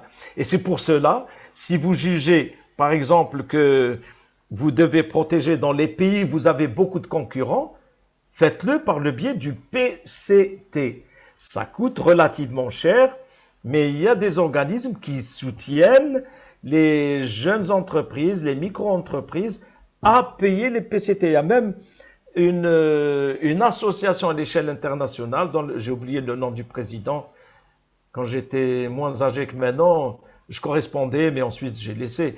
Et ils aident justement à protéger les brevets par des PCT. Ils ont des fonds, c'est comme une fondation. Et chez nous, en Algérie, nous avons l'ONVREDET. L'ONVREDET, c'est l'Agence nationale de la valorisation des résultats de recherche. Et l'ONVREDET, elle a des experts. Quand ils voient que la valeur commerciale de votre invention est importante, eh bien, ils payent le PCT. Ils l'ont fait pour certaines inventions. D'accord, Monsieur Sofiane? Yes. Alors, la deuxième question, c'est qui décide de la rentabilité d'un brevet? L'INAPI. Alors, là, c'est une question fondamentale. Pour le PCT, je vous ai présenté sommairement rapidement dans les différentes étapes. Alors, le brevet, qu'est-ce qu'il fait? Il protège une invention. L'invention, c'est quoi? C'est un produit, un procédé. Premièrement, original, c'est quelque chose de nouveau, qui ne découle pas de l'évidence, qui découle d'un travail inventif et qui a une application industrielle. Si ça remplit ces trois conditions, vous pouvez breveter, il n'y a aucun problème. C'est une invention. Et si vous ne brevetez pas, on peut vous piquer cette invention. D'accord? Surtout si vous commencez à la publier, etc., etc. À l'École nationale polytechnique, nous avions eu une ou deux thèses en génie mécanique, Bruri. J'ai oublié, c'est un ami très proche, il est en France actuellement, mon Dieu. Je vois son visage. Eh bien, la soutenance de thèse a été faite à huis clos pratiquement, avec le jury, bien sûr, il ne peut pas avec les murs. Mais sa publication n'a pas été divulguée. Et sa thèse est maintenue secrète pendant une dizaine d'années. Bon, maintenant, ça y est, n'importe qui peut avoir accès. Mais on vous dit, pendant un certain nombre d'années, vous ne la communiquez pas parce que c'est secret. C'est-à-dire le laboratoire qui l'a accueilli pour faire ses travaux de recherche lui a fait signer un contrat comme quoi il ne divulgue rien. On a eu une grande bagarre avec l'ESI à ce sujet. l'ESI? Très grande. l'ESI, l'école d'informatique. Ah, l'école d'informatique, oui. ما حبوش يستعرفوا بهذا الكونسيبت. Non, mais شوف يا كريم، هل الكونسيبت تفهم عليه في البداية كي تروح تخدم معاهم قول لهم فوالا on va faire une convention. Nous on fait toujours les conventions à Polytechnique. On fait une convention. Dans la convention, il y a une rubrique propriété intellectuelle que j'ai moi-même introduite et avec certains détails. C'est-à-dire que si on fait une invention en commun, on est co-auteur du brevet, copropriétaire. Si le brevet est fait quelque part particulièrement uniquement chez vous, bon, nous, on se retire. On n'est pas membre, on n'est pas copropriétaire. Vous êtes vous le propriétaire. Si c'est nous, c'est la même chose. D'accord? Donc, quand il y a un travail en commun, il faut obligatoirement un contrat très explicite, très détaillé. Ça, c'est important. Sinon, chacun peut faire ce qu'il veut. On avait un cas d'une entreprise qui voulait nous donner quelques millions de dinars pour fabriquer quelque chose. Ou dans la convention, nous avons tous les droits. Tiens, c'est nouveau ça. Parce que vous avez de l'argent, et encore qui ne vous appartient pas. Parce que vous vous appelez je ne sais pas qui, vous avez énormément de milliards de dinars et de dollars. ça y est, vous pouvez nous acheter. Non, non, jamais. Eh bien, on est resté une année sans rien signer. حتى نفهموا كي فهموا قالوا لنا oui, vous avez raison, on signe. Ça va pas. Si on fait quelque chose seul, on est seul propriétaire, parce que c'est le savoir, ça, c'est pas une... إيش بطاطا نغرسها d'accord, ولا بقرة نحلبها, ولا je ne sais pas quoi. D'accord. Donc, si c'est vous l'auteur, vous êtes l'auteur. Si c'est pas vous, c'est pas vous. Si vous êtes ensemble, vous êtes des co-auteurs. Voilà. Oui. Alors, la deuxième question est quels sont les avantages et inconvénients d'un dépôt de brevet? Les avantages, on en a parlé. C'est la protection de vos inventions, procédés ou produits. C'est ça l'avantage. Et interdire à qui que ce soit d'utiliser vos inventions sans votre autorisation. Et l'autorisation, c'est quoi? C'est la licence. Il faut un contrat de licence. C'est l'élégance. Je ne sais pas, c'est élégant de faire des contrats de licence. C'est mieux que de copier. C'est minable, vous savez. Moi, je dis aux étudiants, faites du plagiat, mais c'est ridicule. Vous n'êtes même pas apte. Vous prenez le texte de quelqu'un, l'image de quelqu'un, la photo de quelqu'un, et vous vous l'appropriez. Mais c'est ce qu'il y a de plus minable. Ça veut dire, d'accord? Donc, commencez, parce qu'il y a ce qu'on appelle l'éducationnel, le réputationnel et le relationnel. Donc, ces trois points essentiels sont très importants. Donc, la protection se fait par le brevet. Les inconvénients, c'est que, je ne sais pas si c'est un inconvénient, il faut que vous ayez, je vous ai dit, la cellule de veille. C'est-à-dire quelqu'un qui est là, qui veille, c'est pas H24, mais les pays, dans le monde, il y a plein de pays, il y a plein d'offices, mais avec le numérique, je vous ai dit tout à l'heure, je vous ai montré juste un cas, l'Algérie comme membre de l'OMPI. Mais vous avez, je ne sais pas combien, presque 200 membres là. D'accord. Quand vous rentrez membre par membre, vous allez trouver les lois, vous allez trouver les textes, vous allez trouver les dossiers. Maintenant, avec une carte de crédit, voilà, un chèque, vous pouvez payer. Vous n'êtes pas, par exemple, la phase nationale du PCT. Vous n'êtes, avant que le numérique, vous étiez obligé, les années 60, de vous déplacer pays par pays. Donc, l'avantage du PCT, c'est quoi? C'est quand vous déposez votre demande de protection par PCT, elle est valable pour tous les pays cités en premier lieu, au même instant, parce que c'est le premier déposant qui est propriétaire aussi. Donc, vous allez être premier déposant dans un certain nombre de pays que vous avez choisis. Et ça, c'est extraordinaire. Vous n'êtes pas obligé d'aller pays par pays déposer. Ça peut vous prendre des mois, un argent fou. Imaginez, vous payez, je ne sais pas combien, une cinquantaine, une trentaine de billets d'avion. Mais ça ne va pas. Ça va coûter les yeux de la tête. Maintenant, tout est numérique. C'est extraordinaire. Vous rentrez dans les pays, vous pouvez leur téléphoner, leur écrire des emails, lire toute leur législation. C'est extraordinaire. Et il y a ce qu'on appelle les mandataires. Chez nous en Algérie, là je vous en ai pas parlé. Par exemple, une entreprise qui n'a aucune connaissance sur la propriété intellectuelle. Pour faire vite et en attendant d'apprendre, ils font appel à un mandataire. Nous avons une cinquantaine, peut-être au-delà plus en Algérie. Ce sont des bureaux qui travaillent sur la propriété intellectuelle et qui peuvent vous représenter au niveau des tribunaux, au niveau de... D'accord? Pour garantir vos droits de propriété. D'accord? Donc, ce sont des bureaux. Mais celui qui sait lire et écrire, c'est très simple. Hein. Moi, je ne suis pas avocat, hein. Mais je travaille avec certainement. Il y a Madame Hind Ben Miloud qui est très sympathique. D'ailleurs, ce serait bien, Karim, que vous l'invitiez un jour pour les conflits de droits de propriété. La concurrence déloyale, elle fait ravage chez nous, etc., etc. D'accord? Donc, les inconvénients, ma foi, il n'y a pas d'inconvénients, hein. Sauf si vous ne faites pas, sauf si vous n'avez pas une bonne stratégie de propriété. D'accord? C'est-à-dire que vous délaissez certains aspects. Voilà. J'ai fait une conférence avec elle. Salam alaikum. Ah, tu la connais déjà? Oui, oui. Eh ben, c'est السلام bien. عليكم. Elle est très... Oui, alaykoum salam wa rahmatullahi wa barakatuh. فوزي بالرحمة. Eh, c'est Fawzi, oui. Oui.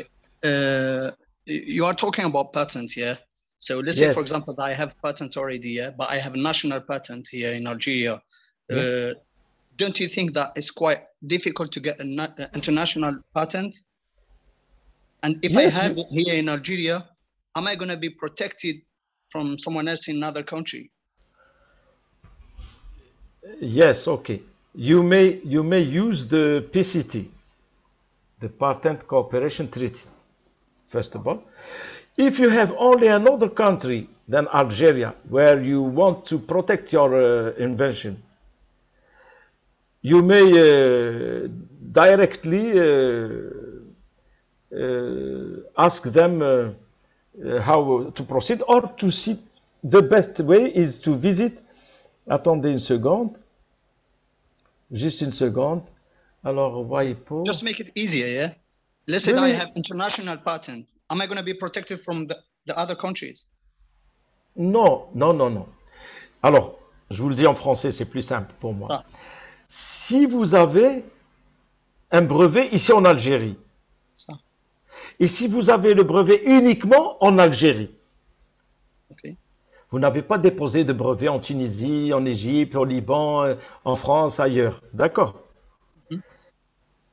La protection n'est pas valable dans ces pays, sauf s'il y a, vous vérifiez. Et c'est pour cela, bon, ici vous avez les coordonnées de l'Algérie, Alors, par exemple. c'est Boubacar. Oui, Faut pas aussi faire, il faut que les gens fassent la distinction entre la paternité de l'invention et la protection de l'invention. ما تخلطوش تاني كم. non, la كما paternité. الملك. Eh là, La là, pat- je parle pas avec vous, monsieur Boubacar. Je parle avec Non, la c'est-à-dire, paternité. faut I'm talking about يفرقوا patent. بين- Patent. صافي دوك Lui, il parle du brevet, brevet, Karim. وي وي شوف نحط البروفي حتى واحد نعم. ما يقدر يعاود يبروفتيها دونك ساي سي طون ساي سا اكزيست وي. ماتنون باش تحمي البروفي تاعك لازم تحط الامكانيه دونك ولا حتى الامكانيه باش تحميه في الجزائر هو محمي في الجزائر دوكا في تونس واحد يقبض البروفي تاعك يخدم كيما راك دير يا خويا ما عندك ما دير له C'est ce que j'ai dit, c'est ce que je lui ai dit. مي ما C'est ce يقدرش que- يديبوزي بروفي هو في تونس بلافونسيون ديالك صح دونك نورمالمون مسيو كريم نورمالمون ما ننساوش باللي كاين ثاني تقدر دير دوموند دو بريفي لهنا في الجيري او نيفو انترناسيونال نظن Oui, 2000 Mais là, il est Ça, c'est le de PCT. facto. Ça veut dire que l'Algérie a signé la Convention de Paris. Ça veut dire que quand on fait une recherche, elle ne se limite pas à une recherche en Algérie. Maintenant, c'est un grand sujet. C'est qu'il est parce que juste une remarque, c'est-à-dire que parfois les gens pensent que pour breveter, il faut faire quelque chose de très compliqué. Parfois, Non. de toutes petites modifications. Donc, Vous changez la poignée d'une porte, c'est un brevet. Voilà.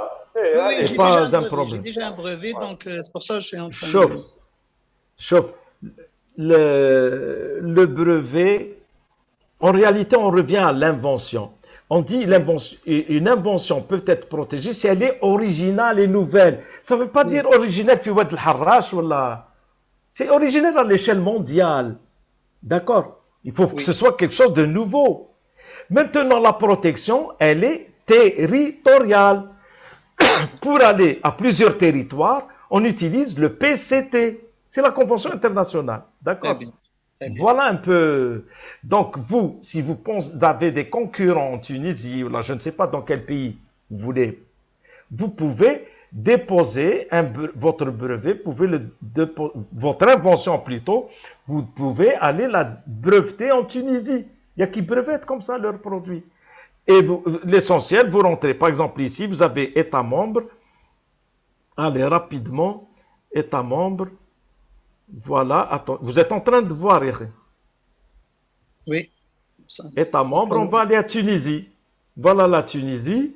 Et dans la Tunisie, vous avez les offices nationaux, les centres, la مازال ما نعرفش bibliothèque. نشوفه في السكرين تاعك رانا نشوفه فيك Ah bon? Oui. راحت لا استنى تشوف. بارطاج راه. Attendez, c'est bizarre. Je sais pas où il est. Voilà, attendez une seconde, voilà. Écran partagé, moi je l'ai partagé. Attendez, attendez. Je crois que c'est celui-là. Voilà, vous voyez maintenant. Oui. Voilà, voilà la Tunisie. Donc ici aussi, c'est la même chose. Vous avez l'Office national, l'adresse téléphone, vous pouvez les appeler, vous pouvez même avoir des conseils, hein. Est-ce que c'est clair? Donc, Oui. ici, vous avez les textes juridiques, information juridique, euh, les lois et règlements nationaux en Tunisie. Quand vous cliquez dessus, vous allez trouver toutes les lois et tous les textes. Vous pouvez lire les textes qui vous intéressent et voir comment vous pouvez déposer en Tunisie, comment, etc., etc. Même les modalités techniques. Donc, vous avez la Constitution, loi et règlement 64 textes, les traités 65 textes. Vous pouvez affiner votre recherche. D'accord? Vous enlevez les lois, vous mettez uniquement les traités. Je coupe ici les lois, vous avez les traités. Et vous allez chercher. Est-ce que c'est clair? Maintenant, la manière la plus simple, si c'est une urgence, vous pouvez directement contacter l'office. D'accord? Et ici, pour le faire, c'est très simple. Vous avez Office national de propriété intellectuelle et vous avez ici le site web pour les droits d'auteur, les numéros de téléphone, les emails, et vous avez la normalisation et de la propriété industrielle, l'INORPI, et vous avez le site web, les téléphones, les emails, vous pouvez leur écrire, il n'y a aucun problème, hein. Et ils vous répondent, et tous vos soucis, ils vont vous les régler. Ça va? Et ça, c'est valable pour la plupart des pays membres, hein, de l'OMPI. Ce que je vous présente ici, je vous l'ai fait pour l'Algérie et la Tunisie, c'est valable. Je vais partager aussi avec vous une expérience aussi de protection qui Oui, oui. répondra Mhm. à la question de Ania et à la question de, je crois, Sofiane. Eh, Quand j'ai commencé à faire des interventions en entreprise et même dans des écoles, etc., mhm. moi, je produis mon contenu. Je produis, ça prend des efforts, je me casse la tête. Mhm. Je produis, bien évidemment, je lis, je me documente et je cite des gens et je construis sur ce que les gens font et l'expérience de tous les jours. Et quand j'ai commencé à faire ça à l'âge de, je sais pas, 27, 28 ans, quelques années, le NAS, il demandait où les documentaires, je le insistement, je voulais insister au bzaf. Mhm. Et je comprenais pas. Et après, à un moment donné, j'ai compris que, en fait, c'était pour pomper le contenu et le réutiliser à leur sauce. Ah, Et, et il y a quelques années, j'ai fait quelque chose. Alors, c'est pour ça qu'après tout dépend aussi de l'objectif TACOM. La discussion que nous avons, rappelez-vous, hein, on est dans une logique entrepreneuriale. Donc, c'est quoi l'objectif? Moi, mon objectif, surtout quand j'interviens dans des, par exemple, comme une conférence qui m'a lieu au matin, c'est Bookem. Un de conférence, donc je produis, il y a une production intellectuelle que je fais qui est ma propriété. Et pour régler le problème, qu'est-ce que je fais? Avant de faire n'importe quelle communication dans n'importe quel endroit, je poste ce contenu sur, par exemple, SlideShare et je le mets public. Donc, je le exactement. fais tomber dans le domaine public. Oui. Ça ne m'appartient ni à moi, ni à personne. C'est fini. Tabac. Sauf Mhm. que, pour répondre à, je sais pas, Estine, la paternité تاعي انا الاولاني اللي حطها في الويب. Non, دونك استنى. ماشي انا، اسمح لي سي بوكو، صادق Oui, oui. انا ما نسحقش الملكيه، صادق طيحتها Eh, الملكيه خلاص راهي بوبليك، ما نقدرش سي فيني، فالي با نحطها في البوبليك، صاي خلاص سي فيني. ولكن كون انا لي زعما ليغو ديالي مون ايغو، si je parle de, parce qu'à un moment donné dans les histoires de brevets, etc., il y a des industries qui sont rodées comme du papier musique où ils mettent le brevet, c'est de l'argent. ah oui, oui, oui. Et une des industries les plus connues, c'est le pharma. C'est mettre l'abj, mais on ne joue pas, on ne s'amuse pas. Il y a d'autres industries, le brevet est un prestige. On n'est plus dans, c'est une marque de puissance. C'est-à-dire qu'on s'en fout, est-ce qu'il va nous faire amener du fric quelque part? mais c'est-à-dire c'est notre capacité à être créatif et inventif et à pouvoir protéger et breveter. C'est-à-dire que quand on brevette, c'est-à-dire qu'on est reconnu par nos pairs. Parce que quand même, on fait appel à la communauté internationale, comme disait C'est Sébastien, logique. c'est-à-dire que vous êtes innovant à l'échelle mondiale. Après, est-ce que c'était pour des drahams ou là pour une histoire de marketing, c'est-à-dire nous, c'est marketing, c'est toujours la question que vous devez vous poser au début, c'est l'objectif. Wesh, je fais tout ça. Est-ce que c'est pour générer de l'argent? Est-ce que c'est pour un objectif marketing? Parce que, par exemple, les États comme l'Algérie ou beaucoup d'États dans le monde mesurent l'innovation au nombre de brevets, ce qui n'a aucun sens. Ça n'a aucun sens. Parce qu'un brevet, ça devient un bout de papier. Si le bout de papier ou l'invention il est dans un tiroir, ça ne sert à rien. Pourquoi tu fais tout ça? Ça ne sert à rien.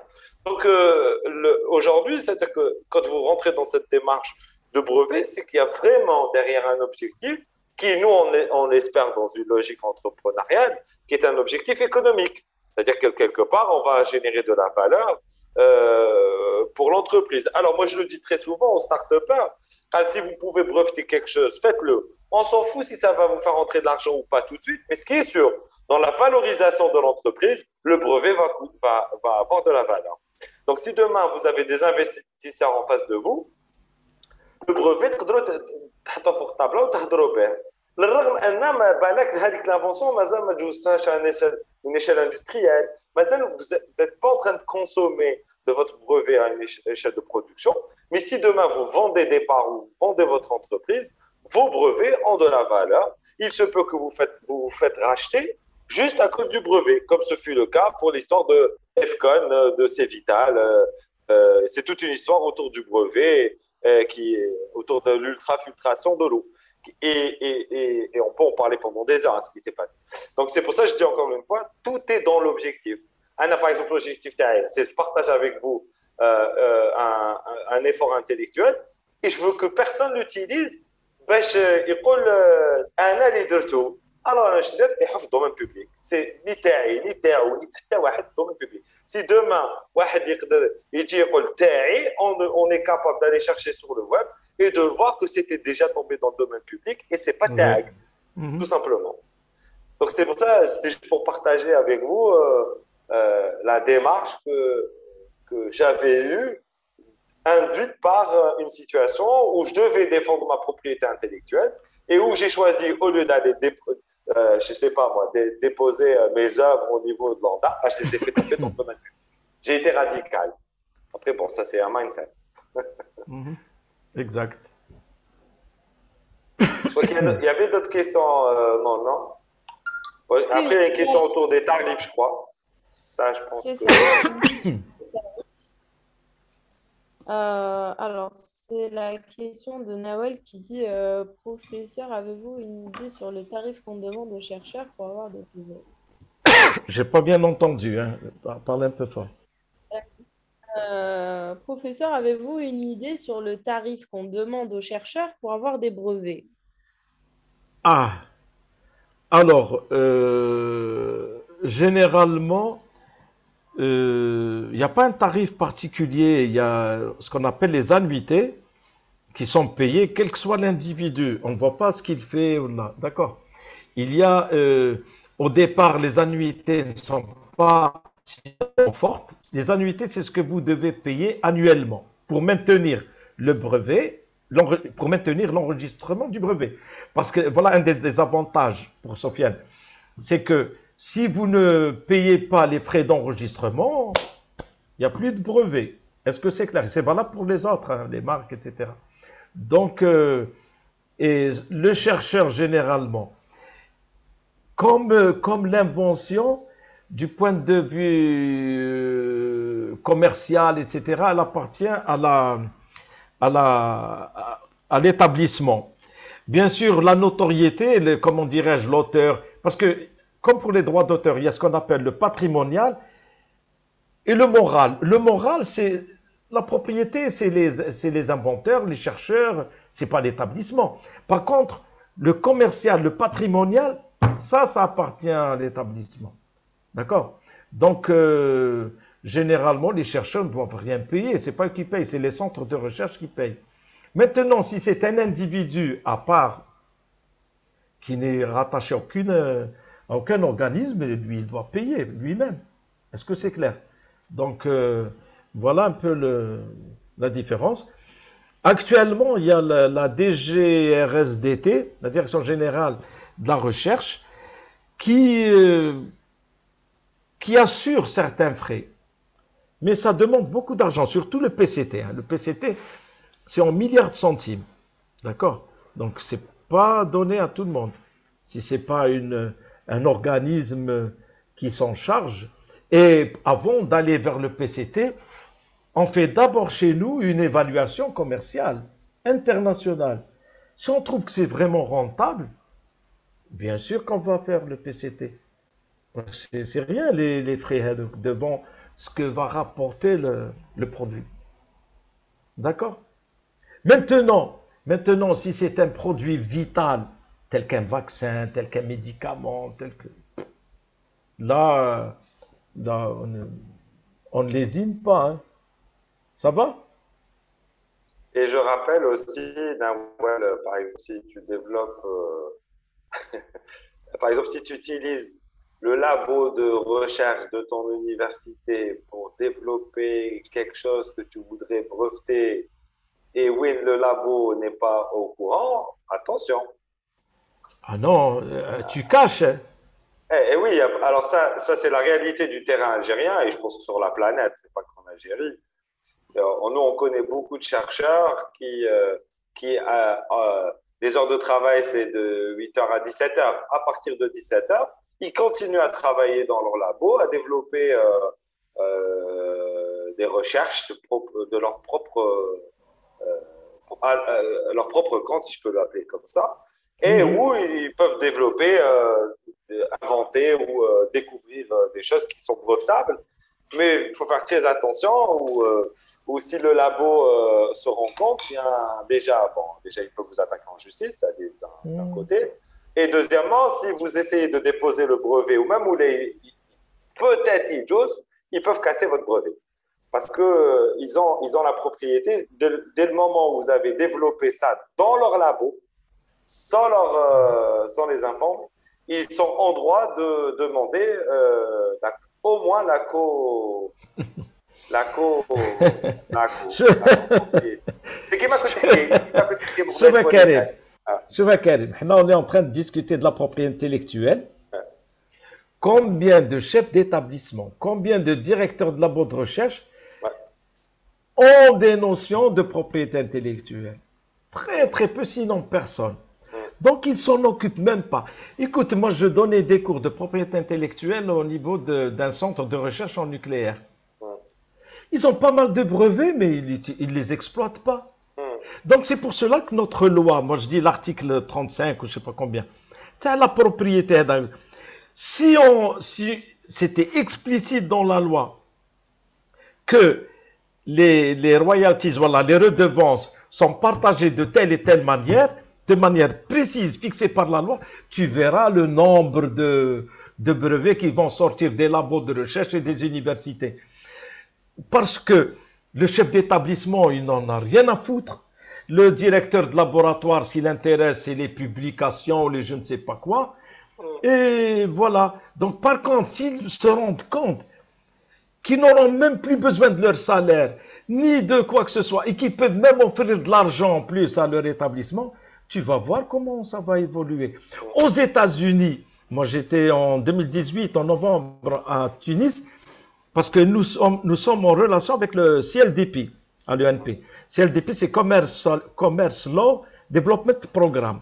C'est le ministère du Commerce des États-Unis, et on a l'autorisation de travailler avec eux. Et dans la propriété intellectuelle, il y a un monsieur très charmant qui s'appelle professeur Kowalski, qui a Hampshire, je crois, University. C'est une sommité de la propriété intellectuelle. Et aux États-Unis, on nous a dit, il y avait la loi Bayh-Doyle. Je vais essayer de... La prononciation, elle est un peu... Mais je vais essayer de fouiller et de la retrouver. Cette loi a été signée, je crois, en 1984 par deux sénateurs, le Bayh et le Doyle, les deux. Et depuis cette date, il faut voir le nombre d'inventions protégées dans les, on les appelle chez eux les TTO et nous c'est les BTT, les bureaux de transfert de technologie. Il faut voir les sommes d'argent cumulées et le nombre de brevets dans chaque université. Et ça se compte en millions de dollars, en dizaines, centaines de millions de dollars. C'est impressionnant. Et au départ, il y avait presque 0 université aux États-Unis. Hein. Parce que quand on voit, moi je vois que je vais me casser la tête. Je vais inventer quelque chose. Et ensuite c'est tout le monde qui profite et en même temps, c'est l'établissement qui a tous les droits. Eh bien, je ne protège pas. Pourquoi veux-tu que je protège? Je leur dis même pas que c'est une invention. Est-ce que c'est clair? Donc, il faut qu'on suive cet exemple du point de vue juridique. Et là, ça va faire le boom en réalité. Parce que pour le moment, on fait comme on veut. Nous avons des profs en génie, surtout génie des procédés, en électronique, qui ont des brevets. On a même quelques PFE, des projets de fin d'études. Moi, je me rappelle, il y avait un groupe où il y avait des génies chimiques, une d'électrotechnique et une jeune fille, c'est toutes des jeunes filles, et une jeune fille de l'école de commerce. Elles ont travaillé sur l'extraction de l'huile essentielle du cèdre de la région de Qala en utilisant la biomasse. C'est quelque chose de très innovant. Pour la première fois, le programme GIST, Global Innovation for Science and Technology, GIST, des États-Unis, ils ont fait le concours en Algérie, c'était à Hamma, la Bibliothèque nationale, il y a un grand amphi. Eh bien, non, pas le Hamma, pas la bibliothèque, c'est le Sofitel, dans la grande salle là, à l'entrée.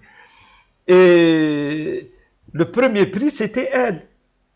Elles avaient le premier prix. Elles avaient un voyage d'1 mois à Silicon Valley. Elles avaient pour je ne sais pas combien de dizaines de milliers de dollars, pas en argent et en c'était Microsoft qui leur offrait tout ce qu'elle avait comme logiciel.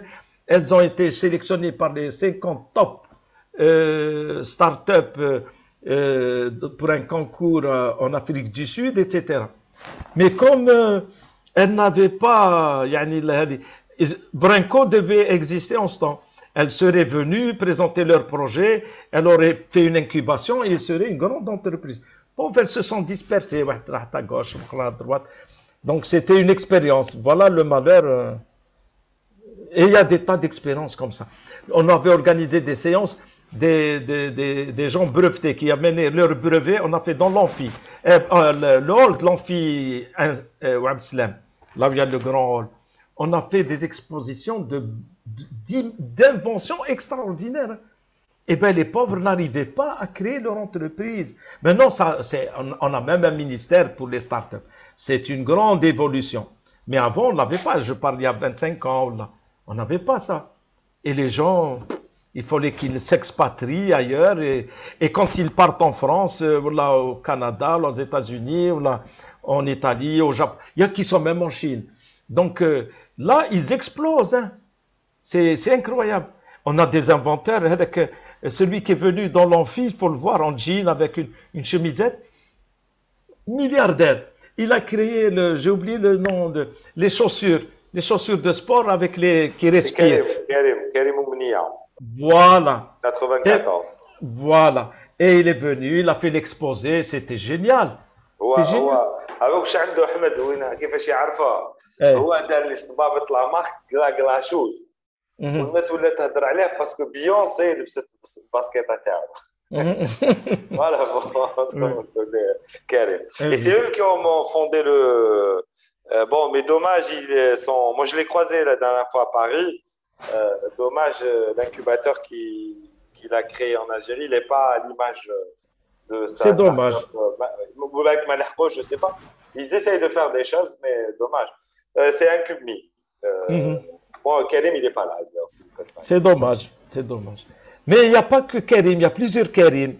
Exactement. Karim au Canada, Karim en Grande-Bretagne, Karim en Allemagne, Karim en Belgique, Karim en... Moi, j'ai le répertoire. J'ai 9000 et quelques adhérents dans le site de l'ENP. Hein. Il y en a 22 000 abonnés. Il faut voir, il suffit de cliquer.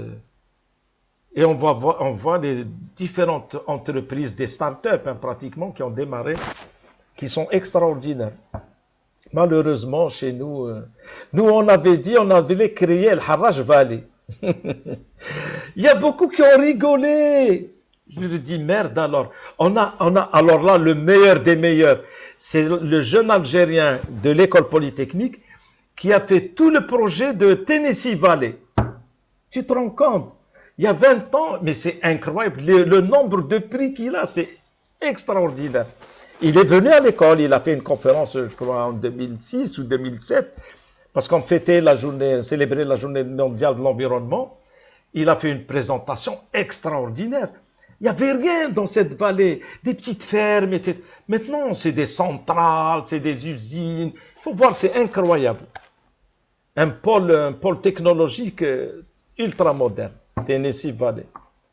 Et voilà, donc, on attend que le Harrach soit nettoyé, qu'il y ait de l'eau pure, dedans des poissons. Ah, ça va. Restons positifs. Inch'Allah, ah oui, il ne faut jamais désespérer. Moi, je me rappelle de la scène à Paris qui était. Voilà, il chauffe. Oui, oui. Qui a voulu, c'est demain. Oui, oui. Inch'Allah, tout va changer.